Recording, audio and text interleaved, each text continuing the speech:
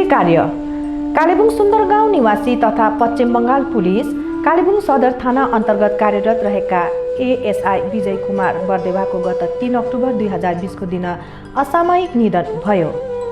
उनको शवयात्रा तथा दाह संस्कारमा उपस्थित रहेर यो दुःखको घडीमा सहयोग सान्त्वना पुर्याउने सम्पूर्ण इष्टमित्र, आफन्तजन एवं शुभचिन्तक साथै अन्तिम शवयात्रामा सामेल हुनुभएका सबै महानुभावहरूप्रति आभार व्यक्त गर्दछौँ।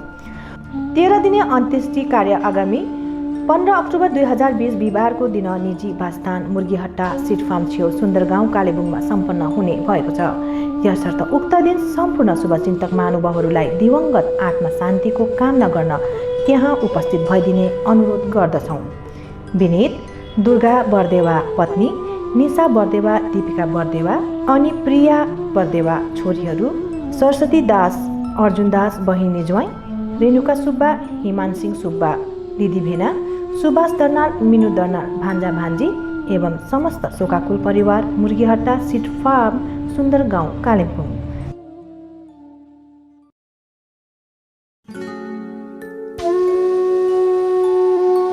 अन्त्येष्टि कर्मको सूचना। बागधारा रोड कालेबुङ निवासी अशोक खातीको गत 8 अक्टोबर 2020 बिहिबारको दिन निधन भयो। उहाँको अन्त्येष्टि कर्म आगामी 17 अक्टोबर 2020 शनिबारको दिन निजी वासस्थान बागधारा रोड कालिम्पोङमा सम्पन्न हुने भएको छ। यसर्थ उक्त दिन सम्पूर्ण इष्टमित्र, आफन्तजन एवं शुभचिन्तक साथै अन्तिम शवयात्रामा सामेल हुनुभएको सबै महानुभावहरूलाई उपस्थित भइदिने निवेदन गर्दछौँ। विनीत कौशल्या खाती आमा, जयमाला खाती पत्नी, अनिशा खाती छोरी, आकाश खाती छोरा एवं सम्पूर्ण खाती परिवार, बागधारा रोड कालेबुङ।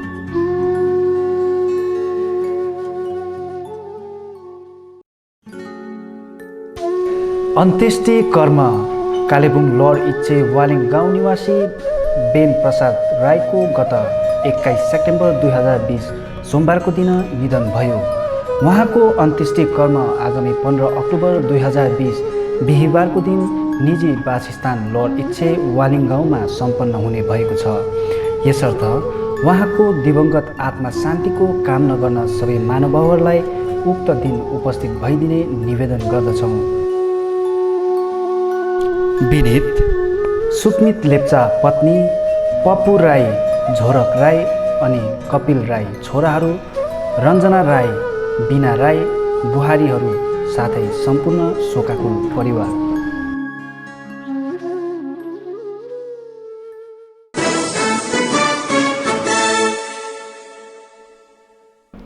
नमस्कार, गोर्खा च्यानलको न्युज बुलेटिनमा यहाँहरूलाई स्वागत छ। आजको प्रमुख खबरहरू। दार्जिलिङ सांसद राजु विष्ट संसदीय क्षेत्रको भ्रमणमा बागडोगरा हवाई अड्डामा आइपुगेका छन्। भाजपा कार्यकर्ताहरूद्वारा विष्टलाई त्यहाँ भव्य स्वागत गरे। कोरोना भाइरसको महामारीसँग लड्दै दार्जिलिङ सांसद राजु विष्ट आफ्नो संसदीय क्षेत्र भ्रमण गर्ने उद्देश्य लिएर आज बागडोगरा हवाई अड्डा आइपुगेका छन्। सिलगढी आगमनपछि पत्रकार सम्मेलनमा भाजपा सांसद राजु विष्टले भ्रमण उद्देश्य र पत्रकारहरूको प्रश्नको सरासर उत्तरहरू के दिएका छन्, सुन्नुहोस्। आज एक विधानसभा चुनाव आने वाला है। इस टाइम में ये गोरखालैंड मुद्दा से बाहर और पॉलिटिकल पार्टी शोर मचा रहे हैं, आप क्या बोलेंगे? ऐसा है, ये शोर अक्सर चुनाव में पिछले 100 साल से गूंज रहा है और जब चुनाव आता है टीएमसी एक राजनीति करने का पूरी तरह प्रयास करती है। मैं 2019 के चुनाव से लेकर के अब तक 1.5 साल में मैं स्पष्ट कह रहा हूँ, आप हमारा संकल्प पत्र उठा के देख लीजिए कि दार्जिलिंग हिल्स तराई डूवर्स का स्थायी राजनीतिक समाधान करने के लिए भारतीय जनता पार्टी प्रतिबद्ध है। दूसरा, गोरखाओं में 11 जाति जो छूटे हुए हैं उनको एसटी स्टेटस देने के लिए प्रतिबद्ध है। पार्टी का प्रवक्ता होने के नाते, एक सांसद होने के नाते, मैं खुद भी एक गोरखा पुत्र हूं, उस नाते मैं आपको ये कहना चाह रहा हूं, किसी भी तरह के स्पेकुलेशन में मत पड़िए। भारतीय जनता पार्टी ने जो वादे संकल्प पत्र में किए थे, अब तक हम सब ने देखा है, जो असंभव थे वो सब काम भी संभव हुए हैं और इसका भी समाधान जो है जल्दी होगा। और इस दिशा में एक बैठक जो है केंद्र सरकार गृह मंत्रालय ने, आप सबकी जानकारी में है, बैठक बुलाई थी और मुझे अच्छा लगता, खुशी होती अगर राज्य सरकार भी उसमें पार्टिसिपेट करती, लेकिन राज्य सरकार ने नहीं किया। और वो बेसिकली जीजीएम के रिप्रेजेंटेटिव और साथ में जो केंद्र सरकार गृह मंत्रालय की तरफ से बैठक चली, मैं स्वयं उस बैठक में नहीं था, लेकिन एक शुरुआत हुई है। मुझे उम्मीद है कि आने वाले समय में उसका समाधान भी होगा। दादा, जो नोटिफिकेशन जिसका जिक्र आप कर रहे हैं, होम मिनिस्ट्री से पहले तो आया गोरखालैंड के इशू पे मुद्दा के लिए डिस्कशन के लिए 7 तारीख को बुलाया गया। उसके बाद नोटिफिकेशन में चेंज करके गोरखालैंड टेरिटोरियल एडमिनिस्ट्रेशन किया गया। इसमें ना अभी दादा ने बोला कि कोई पार्टिसिपेशन नहीं था, ना स्टेट गवर्नमेंट से, ना मोर्चा के जो जीजीएम अनिल थापा या बिना तमाम जो रेबल्स है, ये लोग भी नहीं आए। तो देखिए, आप लोग जैसे अभी आपके लीडरशिप ने कहा कि हम लोग जो है आपको क्या लगता है कि आप लोग यूटी के तरफ जा रहे हैं? Because UT is the only solution according to the other political parties including the people of hills. दादा, स्पेकुलेशन पे मत जाइए, अभी समय है, धैर्य रखिए, पेशेंस रखिए। इतना मैं ज़रूर कहना चाहता हूँ, गोरखा कोई वोट बैंक नहीं है। बार बार चुनाव के समय में फुटबॉल की तरह कभी इस तरफ कभी उस तरफ खेलना ये ठीक नहीं है। और जहाँ तक आप पत्र की बात करते हैं, ये केंद्र सरकार में गृह मंत्रालय आपको जवाब देगा कि पहला विषय गोरखालैंड था, दूसरा जीटीए था। लेकिन मेरा प्रश्न तो ममता दीदी और टीएमसी से है और उनके नेतृत्व से है। अगर आपको गोरखालैंड से परहेज था, जब जीटीए सब्जेक्ट लिख करके आया फिर भी आप मीटिंग में क्यों नहीं गए? तो ये बात स्पष्ट है। आप कुछ भी कह लो, टीएमसी गोरखा के प्रति कभी भी ईमानदार ना तो आज तक थी, न भविष्य में रहेगी। ये बात तो मैं दावे के साथ कह सकता हूँ। और दूसरी बात, आज आप देखिए उनका जो राजनीतिकरण किस तरह से कर रहे हैं। टीएमसी एक सिलीगुड़ी में है, टीएमसी एक हिल में भी है, वहाँ पे उनके सांसद भी है। जब भी मैं जाता हूँ पोस्टरिंग होती है, गोरखालैंड कहाँ है, बीजेपी गोरखालैंड क्यों नहीं देती।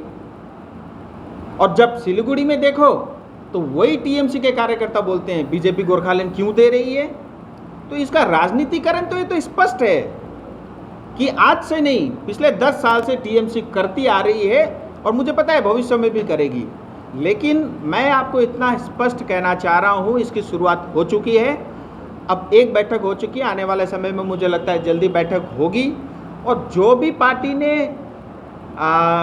हमारे संकल्प पत्र में वादे किए हैं वो पूरे हो रहे हैं और इसका भी समाधान जल्द से जल्द होगा। टीएमसी तो कह रही है कि आप लोग विधानसभा चुनाव के पहले इस बात को मुद्दा को उठाया है क्योंकि आप लोग भी चाहते हैं कि दार्जिलिंग का समर्थन आपको मिले। देखिए, टीएमसी के किस नेता ने कहा, कब कहा, या तो आप मुझे दिखा दो। होता क्या है ना, असल में देखिए मैं उनमें से नहीं हूँ। आप बोलो किसी ने ये कहा, इसका जवाब दो, तो या तो मुझे आप वो बयान दिखाइए और जिस व्यक्ति ने कहा वो दिखाइए, फिर मैं उसी हिसाब से उसको जवाब दूंगा। देखिए, स्पेकुलेशन में मैं फिर दोबारा बोल रहा हूँ, आप मत जाइए, धैर्य रखिए, थोड़ा पेशेंस रखिए। और जो है शुरुआत हो चुकी है। अच्छा होता राज्य सरकार उसमें जाती, ज़्यादा अच्छा होता, नहीं गई, फिर भी बैठक हुई है। मुझे लगता है जल्द से जल्द आगे इस पर भी कार्रवाई होगी। राजू जी, ये जीटीए और जो है जो पहले टीएमसी था, उनके जो कंडक्ट लेवल जो काम कर रहा है 10 साल से ज़्यादा हो गया, उसको परमानेंट अभी तक नहीं हुआ। ऐसा इस मुद्दे में इस बार पश्चिम बंगाल का चीफ मिनिस्टर आके ये बात बता दिया कि government under the financial crisis, so it not permanent any want to start. लेकिन इसके साथ साथ हम ये देखा है कि बाहर के डेवलपमेंट नाम के 175 करोड़। दुर्भाग्य है, हम इतने सक्षम और सामर्थ्य होते हुए भी आज हम इस स्थिति में पहुंचे हैं। आज ममता दीदी कहती है 3000 करोड़ रुपए दिए, मुझे तो पता नहीं कि वो 3000 करोड़ कहाँ दिए। 32 वेंटिलेटर पहले नॉर्थ बंगाल में आए थे, अभी 20 और आए हैं केंद्र सरकार की तरफ से। वो 3000 रुपया का क्या किया मेरे अब तक जो है मेरी तो जानकारी में नहीं है और मुझे कभी दिखा भी नहीं है। और आज ये कहती है कि मेरे पास पैसे नहीं है। 4,75,000 करोड़ कर्जा आप बंगाल के ऊपर में छोड़ के जा रही हो, क्योंकि जाना आपका तय है। 6 महीना समय आपके पास बचा हुआ है। और मैं एक दिन उनके मंत्री का एक बयान देख रहा था दार्जिलिंग हिल में, अभी 4-5 दिन पहले। वो बता रहे थे अब हमारे पास ज़्यादा समय नहीं है, 6 महीने का समय है, जो कुछ भी काम हमने बोला हम उसको जल्दी से जल्द से पूरा करेंगे। यानी उनको भी ये पता लग चुका है कि अब हम 6 महीने में जा रहे हैं। सो आज देखिए क्या नहीं है बंगाल में। हमारे पास कोस्ट लाइन है, हमारे पास टूरिज़्म के लिए दार्जिलिंग, कालिम्पोंग, नॉर्थ बंगाल है, हमारे पास जो है 5,000 किलोमीटर का स्टेट और नेशनल हाईवे है, हमारे पास 90,000 किलोमीटर के छोटी और बड़ी सड़कें हैं, हमारे पास 4,000 किलोमीटर का रेल लाइन है, हमारे पास बारिश सबसे ज़्यादा होता है, एग्रीकल्चर के लिए बहुत सूट करता है। सब कुछ होते हुए भी अगर आज हमारी मुख्यमंत्री कहती है मैं कंगाल हूँ, तो आपके मिस गवर्नेंस के कारण है। और इसके देखिए 4,75,000 कर्जा हो गया, और ये सारा पैसा अगर विकास के काम में लगता तो जनता का भला होता। सब पॉलिटिशियन ने जेब भरने का काम किया है। आज बंगाल अगर 35 और 10 45 साल में पिछड़ा है, तो इस 45 साल में जनता गरीब होती गई और जो पॉलिटिशियन जो है वो अमीर और पैसे वाले होते गए। आप उनके बड़े बड़े बंगले और गाड़ियाँ देखोगे। GTA चलाने वाले जो हवाई चप्पल पहन के घूमते थे, आप बड़े बड़े बोलेरो गाड़ी में आज घूमते हो। सब पैसा कहाँ से आया? और रही बात 175 करोड़ रुपया, आज तक किसी सरकार ने चेक काट के किसी बॉडी को 175 करोड़ देते हुए देखा है आपने? ये सब झूठा है। मुझे लगता है कोई पुराना एरियर बचा होगा, उसका कुछ पैसा देना होगा, अनाउंस किया, थोड़ा बहुत दे दा के ख़त्म करेंगे। 30 साल में हिंदुस्तान में कहीं भी ऐसी बॉडी ऑटोनोमस या सेमी ऑटोनोमस बॉडी आपको नहीं दिखेगी, चाहे वो दार्जिलिंग हिल काउंसिल हो, चाहे GTA हो, जहाँ पे कर्मचारी 30-35 साल से काम कर रहे हैं और वो जो है वो परमानेंट भी नहीं है। और ऊपर से आकर के इतने निराशावादी बयान जो है मुख्यमंत्री देती है, मुझे लगता है उनको थोड़ा संवेदनशील होने की आवश्यकता है। ये उनकी जो पूरी की पूरी यात्रा मैं दिल्ली में रहते हुए अच्छे से देख रहा था, बहुत ही निराश करने वाला था। सिलीगुड़ी में रही 2 दिन तक, बट सिलीगुड़ी को जीरो, कोई भी अनाउंसमेंट। इतना कह देती हम महानंदा और बालासिन की सफाई कर देते तो भी मैं मान लेता। इतना कह देती कि हम ट्रैफिक की जो समस्या है उसको ठीक कर देते। और एयरपोर्ट की बात करती है, 6 साल पहले केंद्र सरकार ने अनाउंसमेंट कर चुकी है कि हम 650 करोड़ रुपये खर्च करेंगे। और इतना ही नहीं, हिंदुस्तान में पहली बार किसी एयरपोर्ट को एयरपोर्ट अथॉरिटी ऑफ इंडिया ने 25 करोड़ रुपया देने के लिए कहा है कि हम ज़मीन के लिए पैसा भी देंगे। आप इतिहास उठा के देख लीजिए, आज तक कहीं भी एयरपोर्ट अथॉरिटी ऑफ इंडिया ने किसी भी सरकार को ज़मीन खरीदने के लिए पैसा नहीं दिया। पहली बार वो बंगाल में दिया, उसके बावजूद भी आज जो है आज तक ज़मीन हैंडओवर नहीं किया। आज दुर्दशा देखिए बागडोगरा एयरपोर्ट की, हिंदुस्तान में सेकेंड सबसे बिजीएस्ट एयरपोर्ट है। 37 फ्लाइटें रोज़ उतरती है, चढ़ती है, और अपनी कैपेसिटी से 4 गुना ज़्यादा क्षमता में जो है आज वो काम कर रही है। लेकिन उसके बावजूद भी 6 साल हमको इतना पीछे धकेल दिया। अगर 6 साल पहले ये काम होता, आज तक जो है एयरपोर्ट बन के खड़ा होता और कितना टूरिज्म एक्टिविटी बढ़ता। और मैं केंद्र सरकार से और प्रेशर करके मैं चाहता कि इंटरनेशनल फ्लाइट भी यहाँ से ऑपरेट हो। मान लीजिए किसी को ईस्ट की तरफ से आना है, बैंकॉक से लेकर के ऑस्ट्रेलिया, न्यूजीलैंड से, इस तरफ से सिंगापुर से आना है, तो बेचारा उसको पहले दिल्ली पहुँचना पड़ता है, फिर वापस बागडोगरा आना पड़ता है। सो उसका समय बचेगा, उसका पैसा बचेगा, हमारा टूरिज्म बढ़ेगा, हमारे युवाओं को नौकरी मिलेगी। आज देखिए जो हमारे पश्चिम बंगाल के युवा सबसे ज़्यादा देश के अलग अलग हिस्सों में जा कर के काम करते हैं रोजगार के लिए। लेकिन अब वो कोविड के समय सब डर के घर वापस आ गए हैं। अभी वो कुछ चले भी गए, कुछ यहीं हैं। अब इस समय हमारी जिम्मेदारी बनती कि हम उनको नौकरी देते। आज हो क्या रहा है, हमने 10 लाख से ज़्यादा जॉब कार्ड बना दिए मनरेगा में। वो पैसा सारे जो हमारे पॉलिटिकल पार्टियाँ, जो हमारे कैडर्स है, उनके जेब में जा रहा है। बड़े बड़े डोजर ला करके वो जो कॉन्ट्रैक्टर लेके आते हैं मशीन, उससे जो है सड़कें खोदी जाती है और बाद में बहुत सारे लोगों, मजदूरों के नाम दिखा करके जो है वो पैसा कॉन्ट्रैक्टर के पास चला जाता है। सो PMGY हो, PM आवास योजना हो, RIDF हो, जितने भी तरह की केंद्र सरकार से पैसा आता है, सब में भ्रष्टाचार होता है। और मैं आपको एक बात और कहना चाहता हूँ बहुत जिम्मेदारी के साथ, आज पश्चिम बंगाल में जो भी पैसा केंद्र सरकार की तरफ से आ रहा है उसमें पूरा वो भ्रष्टाचार पे जा रहा है। और केंद्र सरकार नहीं कर रही है ऐसी बात नहीं है। जब पहले यूपी की सरकार होती थी 5 साल में 2.5 लाख करोड़ रुपए आता था, आज 5 साल में उससे डबल पैसा आ रहा है। लेकिन ये सारा पैसा जो है भ्रष्टाचार का शिकार बन रहा है, नेताओं का जेब भरने का काम हो रहा है, लेकिन हमारी जनता गरीब की गरीब है।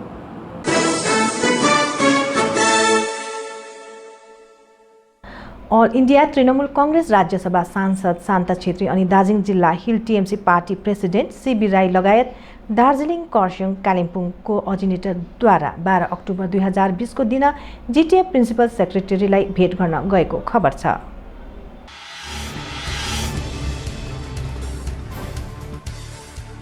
पत्रकार सम्मेलन डाकी सांसद शान्ता छेत्री अनि दार्जिलिङ संयोजक एनबी खवासले बताए अनुसार धेरै वर्षदेखि कतिपय भलिन्टियर टिचर्सहरूले भलिन्टियर्समै काम गरिरहेको विगत 5 वर्षदेखि यता भलिन्टियरमै काम गरिरहेको छ भने उनीहरूको भेरिफिकेसन अर्थात् जाँच सटिक हुनुपर्छ भन्ने मागलाई लिएर जिटिए प्रिन्सिपल सेक्रेटरी समक्ष बातचित गर्न अर्थात् लिखित पत्र दिनका लागि सांसद शान्ता छेत्रीहरूको टोली त्यहाँ गएको हो भनी बताएका छन्। यसैगरी संयोजक एनबी खवासले बताए अनुसार अति आवश्यक संशयकहरूको धेरैको नाम पहिला छोडिएको छ र यो विषयमा उनीहरूले सही जाँच गर्नुपर्ने माग गर्दै र प्राइमेरी टिचर्स नियुक्तिको इन्भिटेसन कहिले हुनेछ भन्ने प्रश्न गर्दै यी दुई मुख्य विषयहरूलाई लिएर नै आज जिटिए प्रिन्सिपल सेक्रेटरी समक्ष गएको हो भनी बताएका छन्।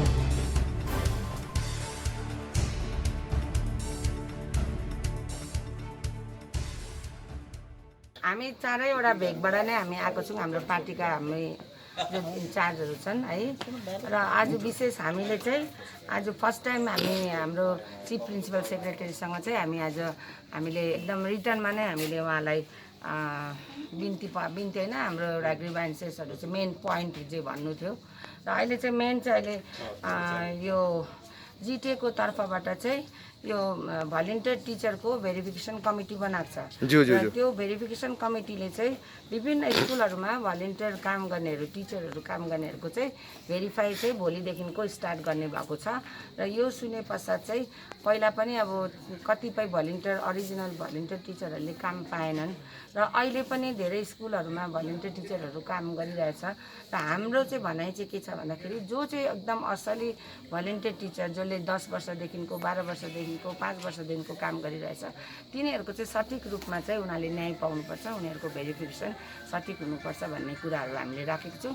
त्यसको बादमा हाम्रो स्पोक पर्सन यहाँ एनबी खवासजी हुनुहुन्छ, उहाँले अझै तपाईँहरूलाई विस्तृत रूपमा जानकारी दिनुहुन्छ। आज प्रिन्सिपल सेक्रेटरी जिटिएलाई तृणमूल कङ्ग्रेसको एउटा टोली जसमा एलबी राईज्यू, म स्वयं, हाम्रो सांसद शान्ता दिदी, हाम्रो सुमन गुरुङ कालिम्पोङबाट अनि खरसाङबाट मिङमा भोटिया, अनि 5 जनाले उहाँसँग एउटा भेटघाट गऱ्यौँ। र भेटघाट गर्नुको मूल उद्देश्य चाहिँ के थियो भन्दाखेरि जुन प्रकारले अघि दिदी शान्ता दिदीले तपाईँहरूलाई विवरण दिए कि यहाँ भलिन्टियर टिचर्सको भेरिफिकेसन चल्दैछ र विगत दिनमा पनि भलिन्टियर टिचर्सहरूलाई यसरी रेगुलराइज गर्दाखेरि थुप्रै जेन्युन भलिन्टियर्सहरू चाहिँ छाडिएको थुप्रै कम्प्लेनहरू चाहिँ हामी कहाँ आएको थियो।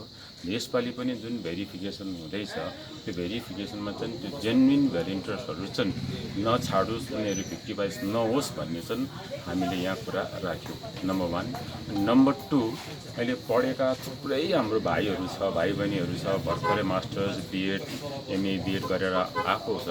उहाँहरूले चाहिँ अहिलेसम्म इन्टरभ्यू बस्ने मौका पाएको छैन र स्कुल सर्भिस कमिसनलाई पनि सुरु गरिदिनुपर्छ पहाडमा पनि भनेर हामीले एउटा प्रस्ताव यहाँ दिएको छौँ। अनि दोस्रो कुरो, यहाँ 2019 को इलेक्सनको ठिक अगाडि प्राइमेरी टिचर्सको नियुक्तिको लागि हजारौँ एप्लिकेसन चाहिँ इन्भाइट गरेको थियो अनि हजारौँ एप्लिकेसन अहिले लुइस जुबलीमा थाक परेर बसिरहेको छ। यिनीहरूको नियुक्ति प्रोसेस अनि यिनीहरूको इन्टरभ्यू चाहिँ कहिले हुन्छ? यो अब कि त एप्लिकेसन इन्भाइट गर्नुहुन्थेन, एप्लिकेसन इन्भाइट गरेपछि नियुक्ति गर्नुपर्ने, यो विषय लिएर चाहिँ हामीले इन्टरभ्यू कल गर्नुपर्ने, यो विषय लिएर चाहिँ हामीले प्रिन्सिपल सेक्रेटरीलाई यसको पनि यो इन्टरभ्यू गर्ने व्यवस्था गरिदिनु भन्नेको लागि चाहिँ हामी विशेष गरी त्यो होइन, त्यो चाहिँ धेरै अगाडिको कुरा हो। 17 को अगाडि यसरी नै भलिन्टियर टिचर्सहरू 121 जनाको इमिडिएटली आफ्टर 2017 भएको कुरा हो।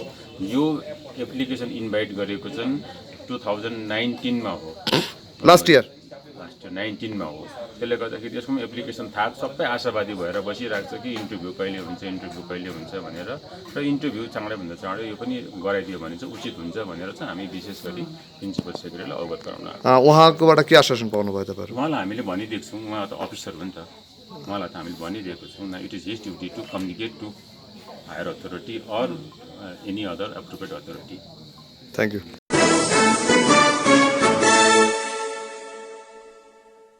अल इन्डिया कङ्ग्रेसको साङ्गठनिक सभा 12 अक्टोबर 2020 को दिन कालेबुङको एक सभागृहमा सम्पन्न भएको छ।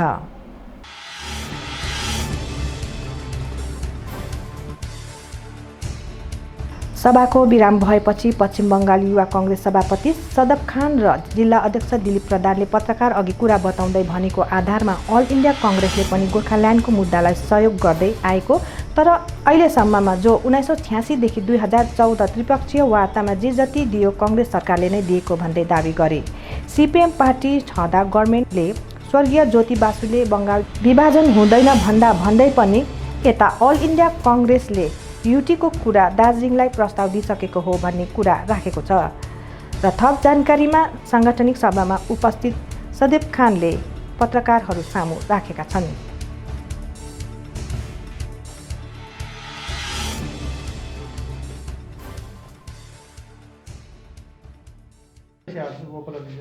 आज हम लोग कालिम्पोंग में इसलिए आए हैं कि यहाँ पे यूथ कांग्रेस का मेंबरशिप कराने के लिए कुछ लोग अपने यहाँ पे काम कर रहे हैं। उन लोगों को कहा गया है कि संगठन को मजबूत करें, ज़्यादा से ज़्यादा लोग को यूथ कांग्रेस के अंदर में लाएं, कांग्रेस पार्टी का हिस्सा बनाएं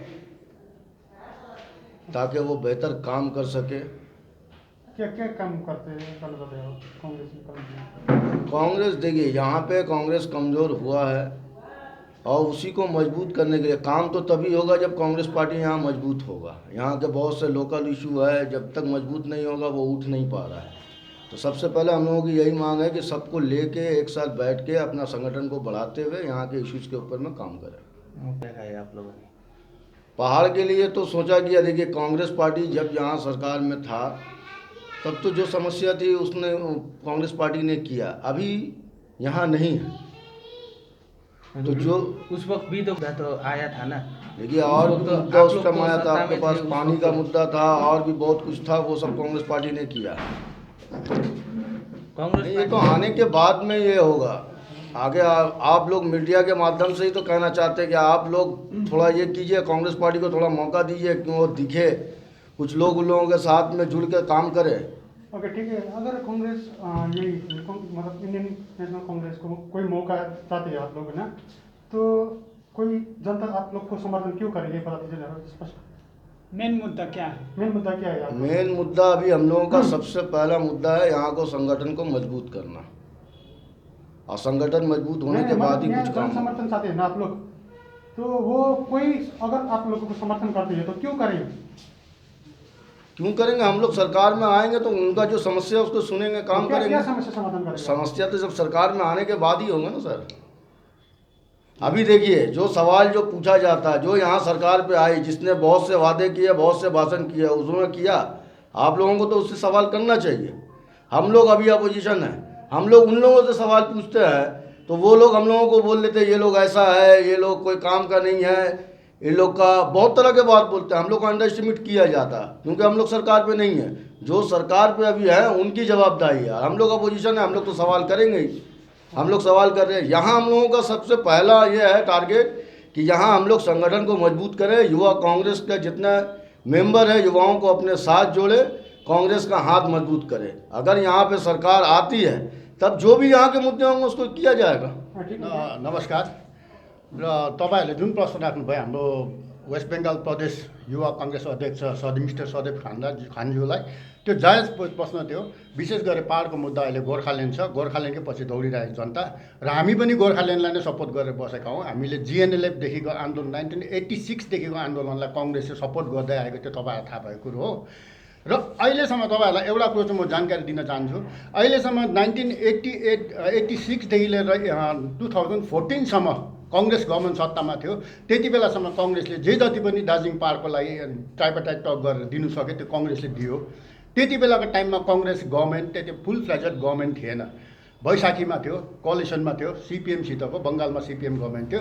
सिपिएमले त्यति बेला ज्योति बसुज्यूले त्यति बेला बङ्गाल विभाजन हुँदैन भन्ने प्रेसराइज हुँदा हुँदै पनि त्यति बेलाको कङ्ग्रेस सरकारले त्यति बेला युटीको प्रपोजलसम्म दार्जिलिङलाई दिइसकेको कुरो हो, त्यो तपाईँलाई थाहा भएको कुरो हो।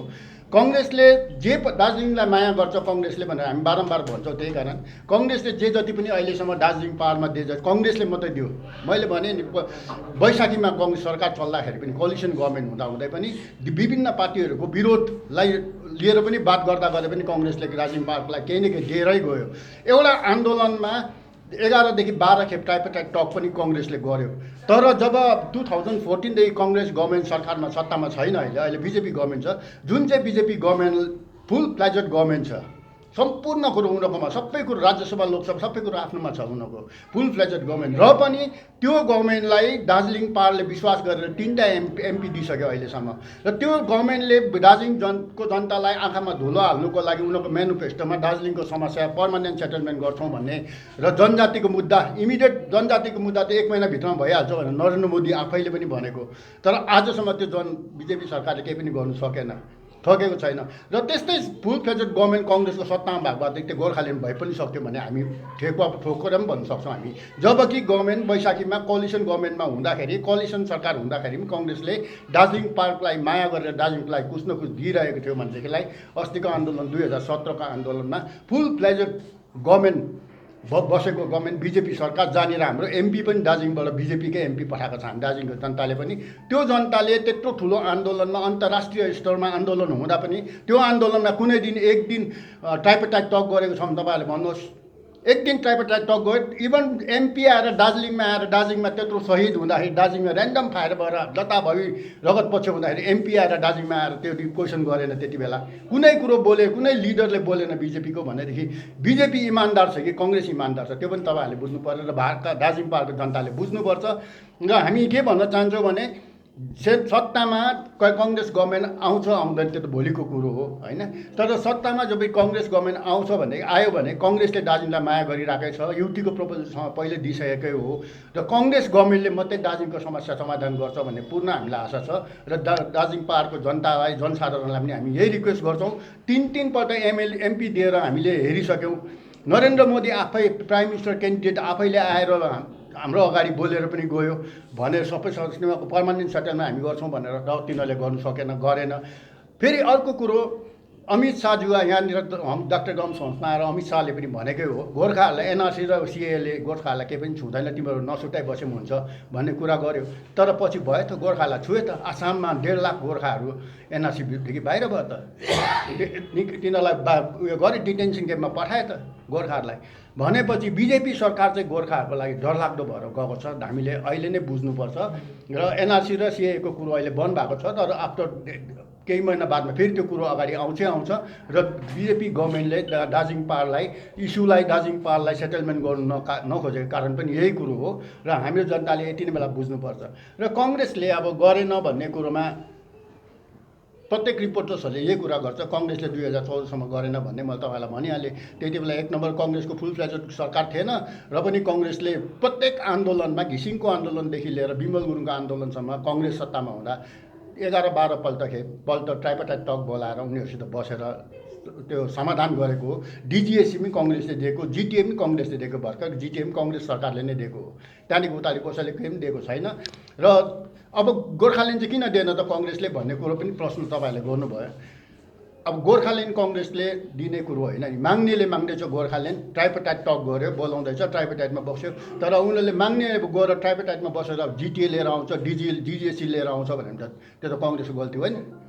कङ्ग्रेसले कुनै दिन भनेको छैन गोर्खाल्यान्ड हुँदैन भनेर, भनेको छ भने तपाईँहरू भन्नु। संविधानमा भएको कुरो कङ्ग्रेस गभर्मेन्टले कहिले पनि भन्दैन, संविधानमा छ यो छुट्टै राज्य माग्ने सबैको अधिकार छ भन्ने कुरो छ। छँदै कङ्ग्रेसले कुनै दिन गोर्खाल्यान्ड हुनै सक्दैन भनेर कङ्ग्रेस गभर्मेन्टले भनेको छैन। बङ्गालले विरोध गर्छ, बङ्गाल हुँदैन, गोर्खाल्यान्ड हुँदैन भनेर विरोध गर्दैन, बङ्गाल विभाजन हुनु हुँदैन, दिँदैन भनेर भन्छ। हुँदैन भनेर कसैले सक्दैन र कङ्ग्रेसले विरोध गरेको छैन अहिलेसम्म। तर मागेर जसले आन्दोलन गर्यो, मागेर ट्राइपेटाइट भयो, समाधानको लागि बैठक भयो, बैठकमा अब समाधान हुँदाखेरि लिएर आउनेले अब घरि जिटिए लिएर आउँछ, घरि डिजिएसी लिएर आउँछ भन्ने त कुनै पार्टीको दोष जस्तो हामीलाई लाग्दैन। गएको जिटिएको लागि जुन प्रकारले आन्दोलन यता हुँदै थियो, जिटिए आन्दोलन हुँदाखेरि हामी दिल्ली गयौँ। त्यति बेला हामी दिल्लीमा गएर दिल्लीको सेन्ट्रल लिडर इभन म्याडमलाई पनि भेटेकै हो हामीले, राहुलजीलाई भेटेकै हो, सबैलाई भेटेर दार्जिलिङको समस्या समाधान गर्नुपर्छ, दार्जिलिङमा एकदम आन्दोलन एकदम चरम सीमामा पुगेछ, त्यहाँको जनता असन्तुष्ट छ भन्ने कुरो हामी जनायौँ र बैठक तपाईँहरूले बोलाउनुपर्छ, बैठक बोलाएर समाधान गर्नुपर्छ भन्ने कुरो त गऱ्यौँ हामीले, बोलायो पनि भनेको अनुसारले। चिदम्बरम आफै आयो। अब ट्राइपार्टाइट हुँदाखेरि अब कसले कहाँबाट के भएर आन्दोलन गर्ने पार्टी चाहिँ आफ्नो उयो नै चेन्ज गर्यो भनेदेखि त त्यो त यस्तो छ। अब जस्तै अहिले सांसद राजु विष्टले पनि आवाज उठाइरहेका छन् होइन, गोराको आवाज उठाइरहेको छन्, तर दिने पक्षले दिएको छैन। त्यस्तो तपाईँहरूले नै आवाज उठाइरहनु भएको छ, तर दिने पक्षले दिएन भन्दाखेरि दिने पक्ष इमान्दार नभएको बुझिन्छ नि त। दिने पक्षले दिएन भन्ने कुरो एउटा कुरो नि यस्तो नि, सेन्ट्रलमा सेन्ट्रल गोर्खाल्यान्ड बङ्गालले दिँदैन, सेन्ट्रलले दिन्छ, दिल्लीले दिन्छ। दिल्लीमा फुल फ्लेज एकै रातमा 370 हटाउनु सक्छ काश्मीरको होइन, काश्मीरलाई 2 टुक्रा बनाएर युनियन टेरिटोरी बनाउनु सक्छ सरकारले होइन, एकै रातमा नोटबन्दीको कायम गर्नु सक्छ सरकारले कसैको क्याबिनेटको कन्सर्न बिना। त्यस्तो बलियो सरकार जसले के मिटिङ पनि अस्ति अब 15वटा बिल पास भयो पार्लियामेन्टमा, लेबर बिल सँगसँगै लेबर किसान बिलहरू पास भयो। अपोजिसनले डिनाइ गर्दै मानेको छैन, राज्यसभा मानेको छैन, राज्यसभामा अपोजिसनको मेजोरिटी हुँदाहुँदै त्यो डिस्कस हुनु नमान्दाखेरि अपोजिसनले बोयकट गर्यो। त्यस्तो बोयकट भएको खाली मञ्चबाट पनि तिनीहरूले बिल पास गर्यो। त्यस्तो बलियो सरकारले गोर्खाल्यान्डको लागि प्रपोजल राख्नु किन सकेन, त्यो पो तपाईँहरूले क्वेसन गर्नुपर्ने होइन। तपाईँहरूले यो उच्च स्तरीयबाट युवा नेताहरू कालिम्पोङ ल्याइरहनु भएको छ होइन, अब कालिम्पोङका युवाहरूलाई कङ्ग्रेसमा आउनुको लागि चाहिँ कस्तो पाराले काम गर्ने योजना होइन। हामीले कालिम्पोङको युवाहरू त पहिलादेखि कङ्ग्रेसमा छ, अहिलेको अब त भाइहरूलाई यहाँको पोलिटिक्स सबै कुरो थाहा छ, यहाँको कसरी चाहिँ हाम्रो पार्टीको क्याडरहरू कसरी अरू पार्टीमा जाँदैछ। अहिले त फेसन जस्तो पनि भइसकेको छ, डेली आज यहाँ पार्टीमा आज अर्को पार्टीमा भन्ने होइन। पैसा रुपियाँ जुन प्रकारले फ्याँक्दैछ, बिजेपीले जुन पैसा रुपियाँ फ्याँक्दैछ, टिएमसीले जुन पैसा रुपियाँको यहाँनिर पुरै अब उयो गरिदिएको छ होइन, काम धन्दा दिँदैछ तिनीहरूले। त्यसले गर्दा हाम्रो भाइ बहिनीहरूलाई मिसगाइड गर्दैछ, यिनीहरूले नराम्रो जग्गापट्टि लाँदैछ। जुन चाहिँ भाइ बहिनीहरू त्यो लालचमा लागेर पार्टी छोडेर अर्को पार्टीमा जाँदा तिनीहरूको कतिवटा कारणले गर्दा पनि यो कतिवटा कुरोमा बाधा आइरहेछ, जुन चाहिँ दार्जिलिङ पाहाडको निम्ति हुनुपर्ने कुरोमा बाधा भइरहेछ। यति बेला दार्जिलिङको पाहाडको जनताले अब दार्जिलिङको पाहाडको जनताको गल्ती कसरी हुँदैछ भन्दाखेरि लास्ट इलेक्सन अब दार्जिलिङमा एउटा इलेक्सन भयो, बाई इलेक्सन भयो एमएलएको होइन। अब दार्जिलिङको जनता यदि कन्सियस भएर भोट हाल्नु भने त्यति बेला बिजेपीलाई भोट नदिनुपर्ने जिम्बालाई है। दार्जिलिङको भोटर्सहरू कन्सियस भएर भोट हालेको भएदेखि, किनभने एउटा एमएलए त डेभलपमेन्ट त गर्नु सक्छ, गोर्खाल्यान्ड त दिनु सक्दैन नि त। अब दार्जिलिङको जनता गोर्खाल्यान्डको उयसमा हावामा बगेर जबरजस्ती उसलाई जितायो जिम्बालाई। जुन चाहिँ जिम्बामा गएर उसमा बस्यो विधानसभामा बस्दाखेरि उसको साथीहरू त 10 जना पनि छैन होइन। ममता ब्यानर्जीको फुल फ्लेजेड गभर्मेन्ट ममता ब्यानर्जीको छ भने दार्जिलिङको जनताले त्यति बेला यदि राजनीति गर्छ र दार्जिलिङ पाहाडको हितको लागि भोट हाल्छ भने त्यति बेलाको जनताले चाहिँ जिम्बालाई भोट नहालेर टिएमसीलाई भोट हाल्नु पर्थ्यो। गोर्खाल्यान्ड त टिएमसीले दिने होइन नि त, टिएमसीले विरोध गर्दा पनि गोर्खाल्यान्ड रोक्नु सक्दैन नि होइन। ममता ब्यानर्जीले जति नै विरोध गरोस् न गोर्खाल्यान्ड दिनु पनि सक्दैन, रोक्नु पनि सक्दैन। सेन्ट्रलको हातको कुरो हो त्यो, केन्द्र सरकारको हातको कुरो हो। त्यति बेलाको चाहिँ त्यो भोट चाहिँ जिम्बालाई नदिएर हाम्रो टिएमसीलाई भोट दिएर जिताएको भएदेखि आजको दिन हाम्रो विनय तामाङ त्यहाँनिर दार्जिलिङको एउटा हिल मिनिस्टरसँग हुन्थ्यो। दार्जिलिङ डेभलपमेन्टको लागि हितमा बिजेपीले काम गर्दै गर्दैन। अब त जनताले बुझिदेऊ न भनेर हामीले जनतालाई आह्वान मात्रै गरेको, अब चाहिँ जनताले बुझ्नुपर्छ भन्ने। 2021को चुनाव नजिक आउँदैछ होइन, कङ्ग्रेस पार्टीले के सोचेको त्यसबाट? 2021 को हामी यही हो, हाम्रो त अब त हामीले पोलिटिकल पार्टी हो, नेसनल पार्टी, हामी मैदानमा उत्रिरहेका छौँ, अहिलेसम्म काम गरिरहेका छौँ। अहिले पनि हामी एउटा प्रोग्राम लिएर डिएमकोमा जाँदैछौँ, गरिरहेछौँ, जनतालाई कन्भिन्स गराउने काम गरिरहेछौँ र हामीले हाइकमान्डबाट हाम्रो टिकट दिएर एमएलए क्यान्डिडेट उठाउनुपर्छ। हामी यहाँबाट दार्जिलिङ पाहाडबाट कालिम्पोङबाट पनि हामी एमएलए दिन्छौँ।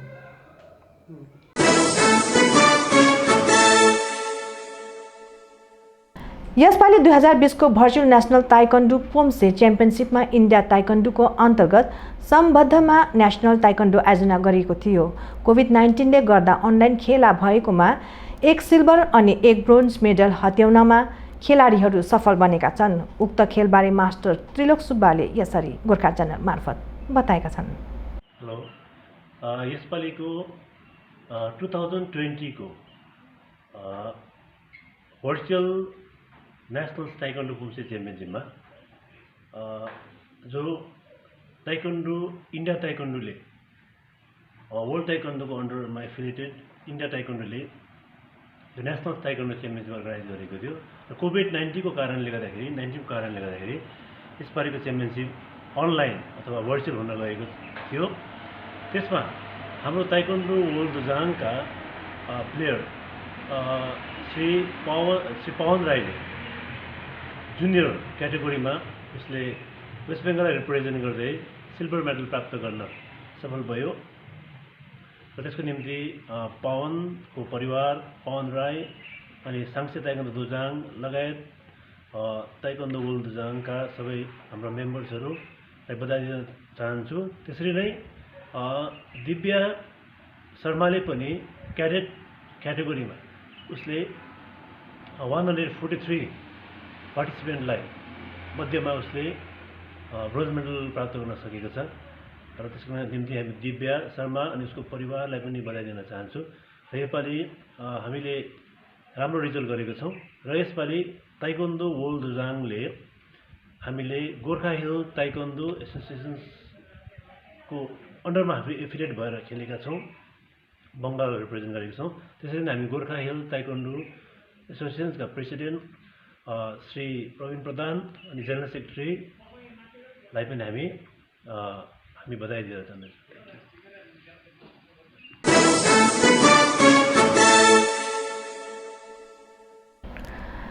कुनै पनि सूचना, जानकारी, शुभकामना यदि तपाईहरुको समक्ष भयो भने तपाईहरुले सिधै गोर्खा च्यानल कालेबुङमा यस नम्बर जो तपाईहरुको अघि आइरहेको छ त्यो नम्बरमा तपाईहरुले सम्पर्क गर्न सक्नुहुनेछ 9593390427 वा 8348003558।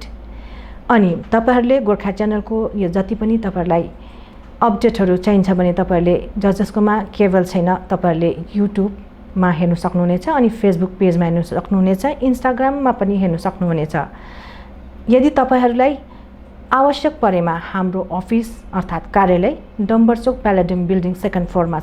तपाईहरुलाई हामी तपाईहरुको शुभकामना, सूचना, जानकारी अनि कुनै पनि सरकारी होस् गैर सरकारी होस् संस्था होस् तपाईहरुको त्यो जानकारीमूलक कार्यक्रमहरु गोर्खा च्यानलबाट हामी प्रसारण गर्नेछौँ। यदि तपाईहरु हाम्रो च्यानलमै नै आएर सम्पर्क गर्नु भयो भने हामी अवश्य तपाईहरुको त्यो सेवाहरु पनि पुर्याउनेछौँ। धन्यवाद।